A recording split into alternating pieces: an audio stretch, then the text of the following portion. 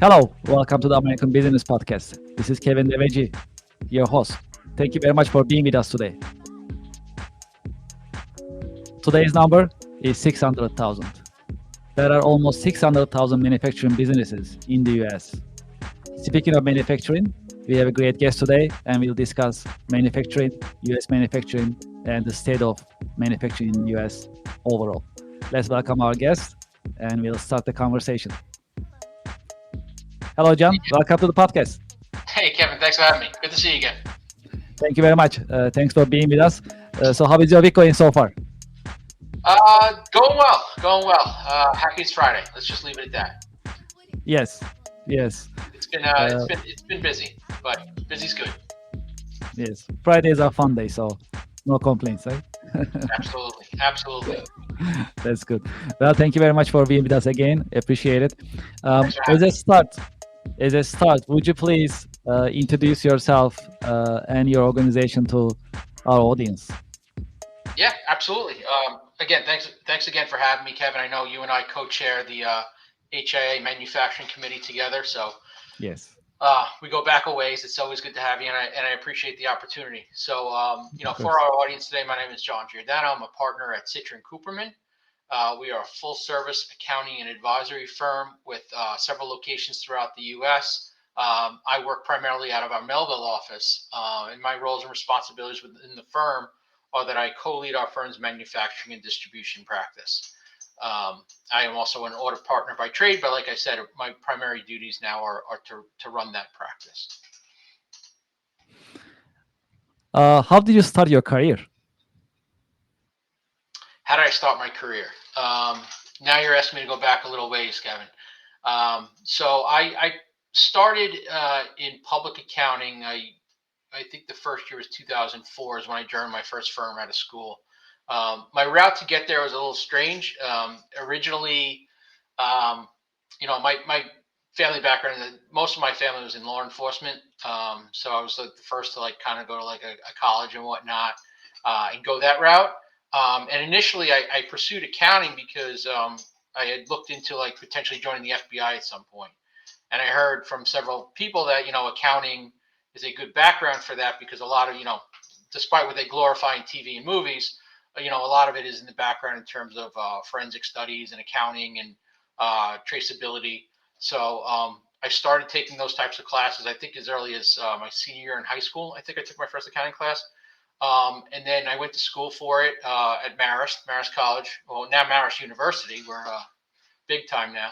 But as I started taking more and more classes, got introduced to the public side of accounting, particularly the auditing side. I decided to slightly pivot and stay on that track to join a firm as a audit staff at the time, and then I pursued.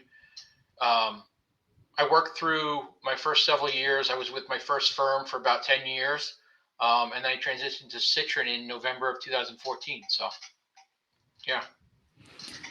Can you tell us about your work? What are the exciting and challenging parts of your work? The most exciting probably is just why I like public accounting. And I did do 12 months in private as well, working for a company, a large company here on Long Island. But what I like about public accounting mostly is the ability to work with various different companies and different business owners. Every day is kind of a new day. You don't know what's going to bubble up, what clients are going to need. So I found when I was in private practice, it was very, the month end closes were kind of like the same routine and whatnot. So I did really miss the public aspect of working with businesses. Obviously, we have audit cycles every year that we work with companies on, but in between those is various different things that we help them with. Whether it be business valuation work, looking at succession planning. We have some clients that are looking to buy or sell, so we help them with quality of earnings studies, due diligence reports, and just business strategic planning. Not only with their operations and whatnot, but also helping them to tax plan. Like a lot of our businesses that we handle are core middle market. That's our specialty. We primarily work within middle market businesses, which are either family owned and backed, private equity owned. So we don't do any real public work in terms of an audit perspective. but working with those businesses not only on their current business, but how that transitions to their life.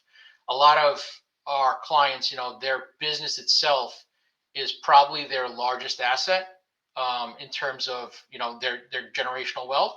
So working with them to maximize that value and help them grow and really preserve wealth throughout for multiple generations. So helping them succeed helps me succeed. I like us to talk about manufacturing a little bit. You and I, we are both close to manufacturing Yeah. industry in general, working uh, from different points of view. You focus on the accounting, public accounting part. I focus on the technology and business software part. From your point of view, how is the state of U.S. manufacturing in general? What type of challenges U.S. manufacturers are having, experiencing? I like to get your viewpoint from based on your experience and your observation in the market. Yeah. Like I said, I co-lead the firm's practice with one of my partners in manufacturing distribution. Many firms, they kind of classify it a little bit differently, but for us, our manufacturing distribution practice could be anything from branding companies, manufacturers, contract manufacturers, distributors, logistics companies, retail chains, and various different subgroups that support that, whether it be food and beverage, beauty, cosmetics, housewares and home goods, pharmaceuticals, nutraceuticals. So it kind of runs the gamut. But back to your question in terms of what the challenges are, I think in speaking with clients and other industry professionals, labor and workforce continues to be a struggle. Trying to find the talent out there to work in these various different manufacturing companies, whether it be here on Long Island or really throughout the state and really all throughout the country, is finding that skilled workforce to kind of bring manufacturing back here. There's been a lot of sublimation. I think we'll talk about a little later in terms of AI and whatnot, what companies are looking into. I think that's a big challenge, though, is really the workforce. Also, the constant regulatory change, if you want to call it. Every few years or so, I feel like our clients have met with new challenges throughout the supply chain. Going back to the 301 tariffs way back when, then they had COVID, which they had to navigate. And now obviously it's a very volatile market in terms of tariffs. Understanding that we're working under I think it was a 90-day delay in terms of those becoming into effect, but still, working with clients on cash flow modeling and understanding how it could affect profitability not only for this year but years forward. I think for them to maintain competitiveness in the marketplace, it's challenging times. That's why we have to work with them on, like I said, like cash flow modeling, business consulting, and looking at their supply chain throughout and how they could remain competitive in a competitive marketplace. Let's talk about AI a little bit.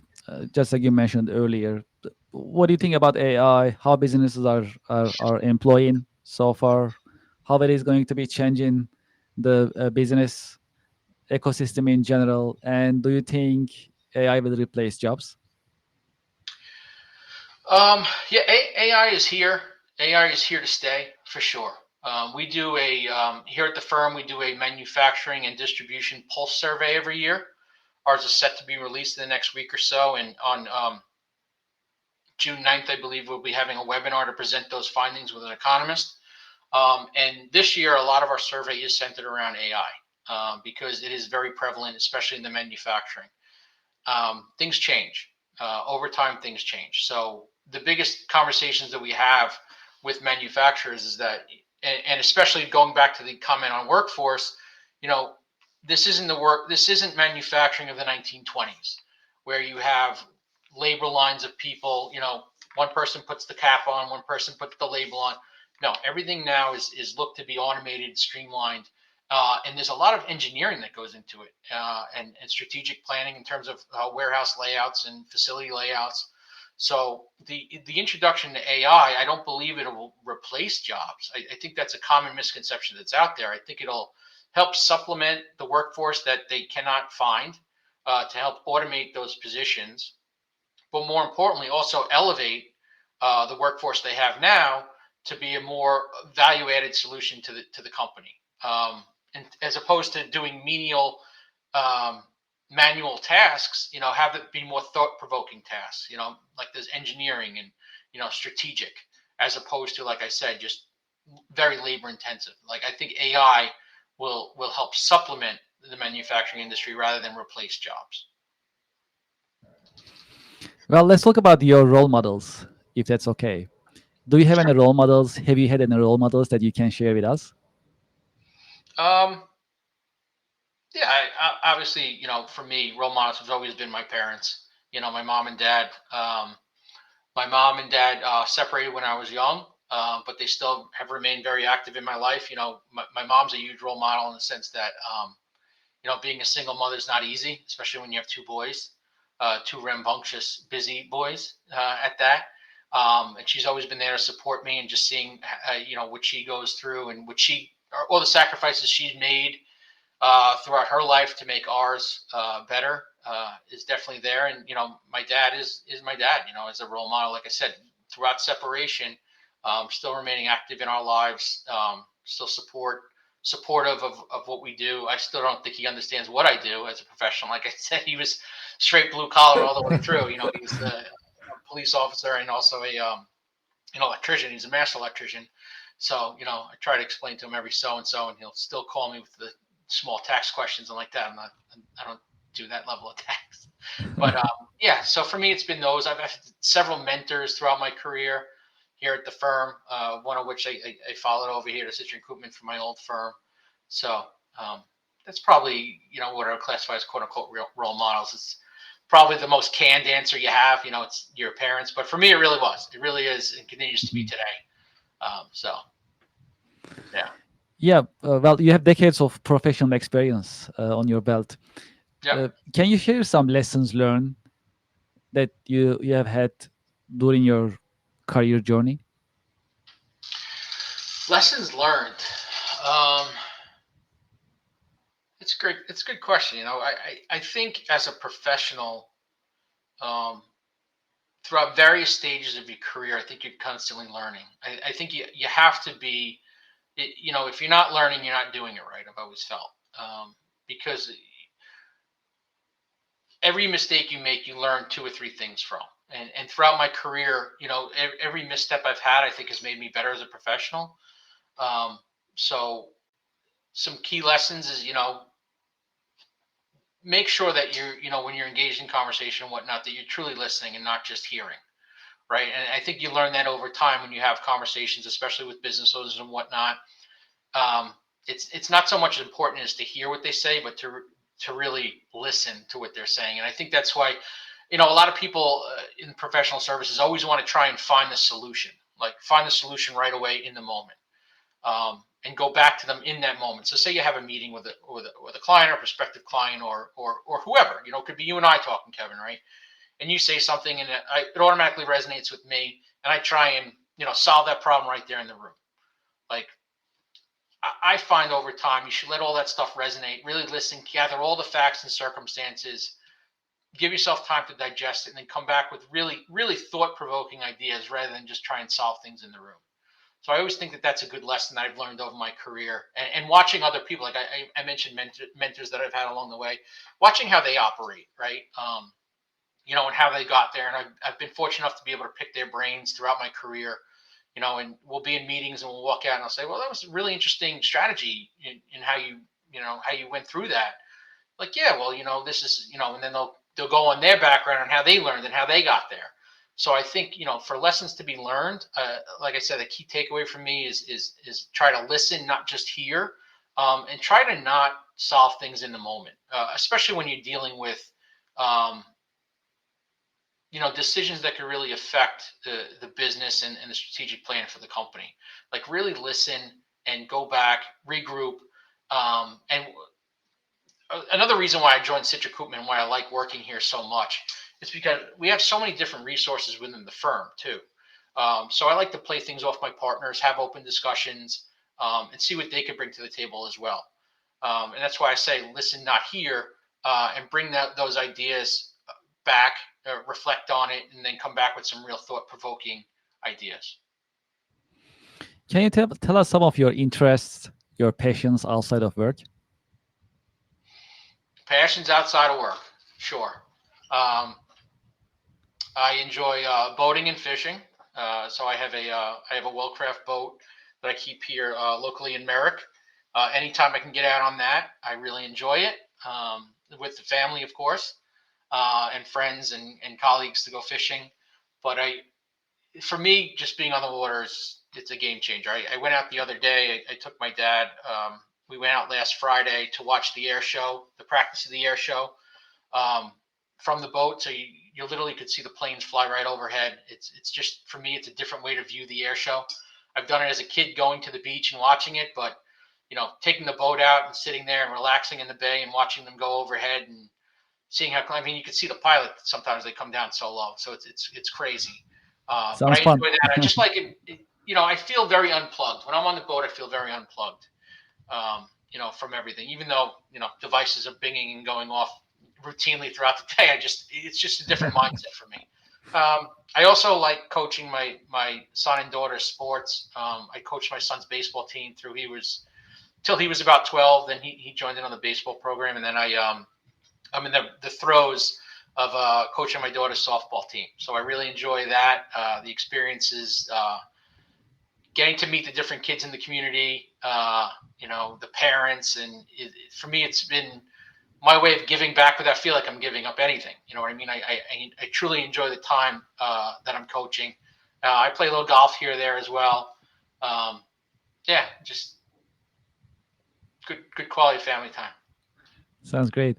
Well, as you know, our actually full name of our podcast is the American Business Podcast for the Next Generation. So, as well as today's generation, we love to also share some career advice and educational content with the next generation.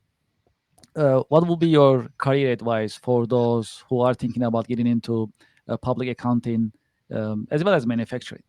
Yeah.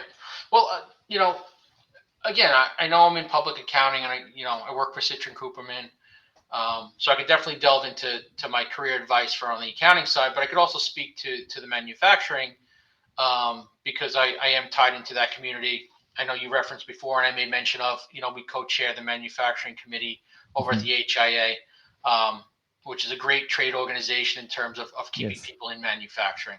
And like I said, manufacturing has changed so drastically over the years, and I try to, anybody that I meet, that especially if school or that type of path isn't for anybody, there are great careers in manufacturing, like truly um, life-changing careers that people could pursue in manufacturing, where you could provide for not only yourself but a family, with good benefits throughout.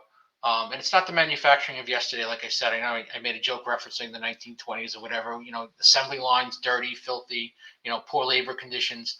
The manufacturers that I've had the pleasure of walking their floor, it's immaculate. I mean, the innovations that they have, and to actually see a product being made, throughout that, it's really it, interesting to watch. It's really interesting to watch, and like I said, they provide for a great career for those that higher education or anything might not be for them. So I encourage them, look into your local apprenticeship programs, look into internship programs. There's so many here out on Long Island.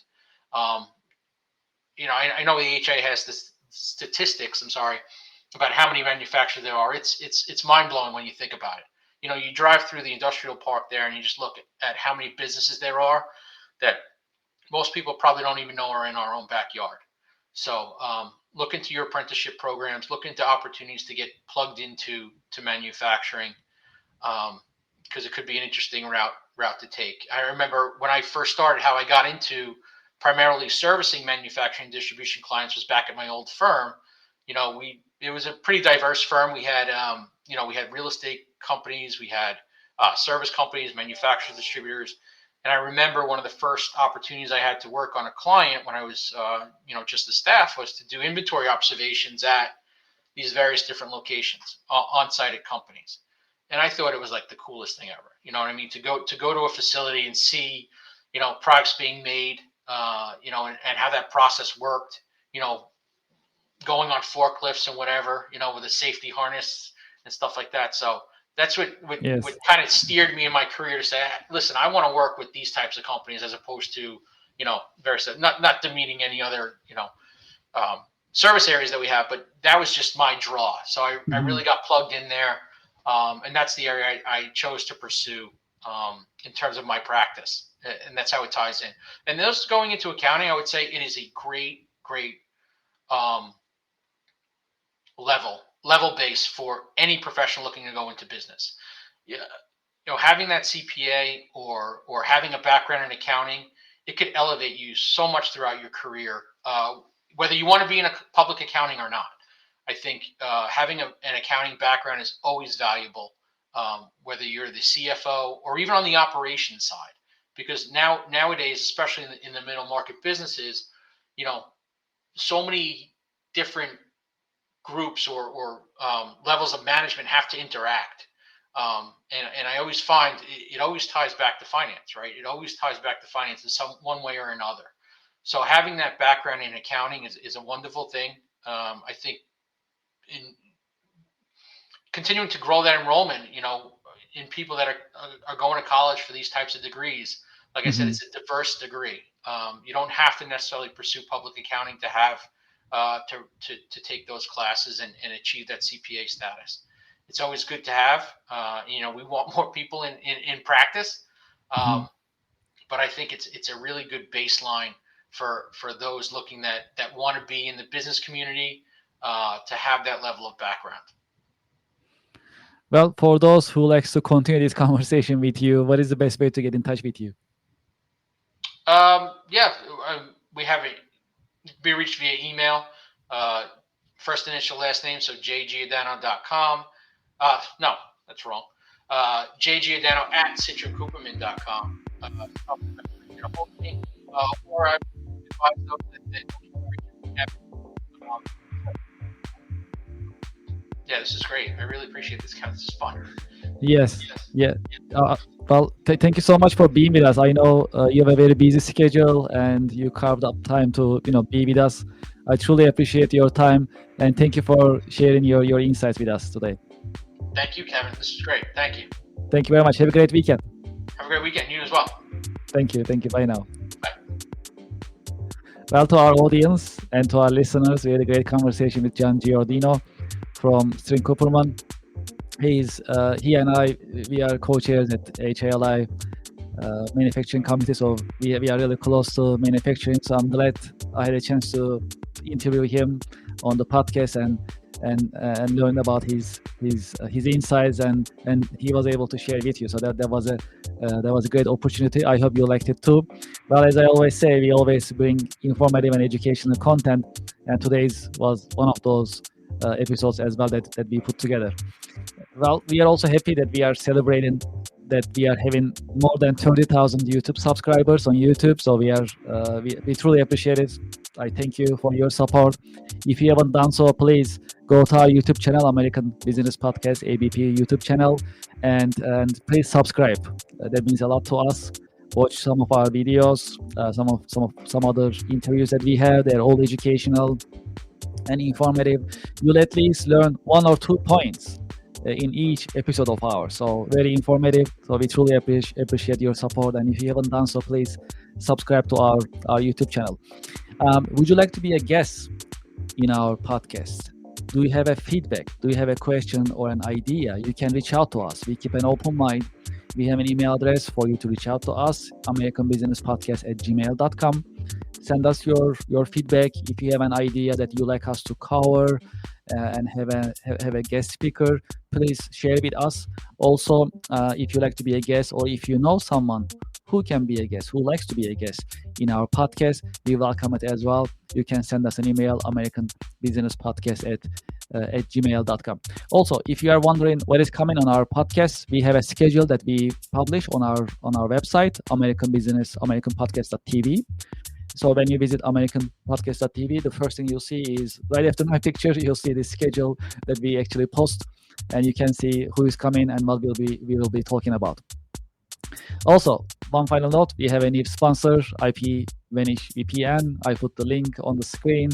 I use also IPVanish VPN as well. That's reliable, solid. So if you are looking for a VPN, that's a pretty good choice.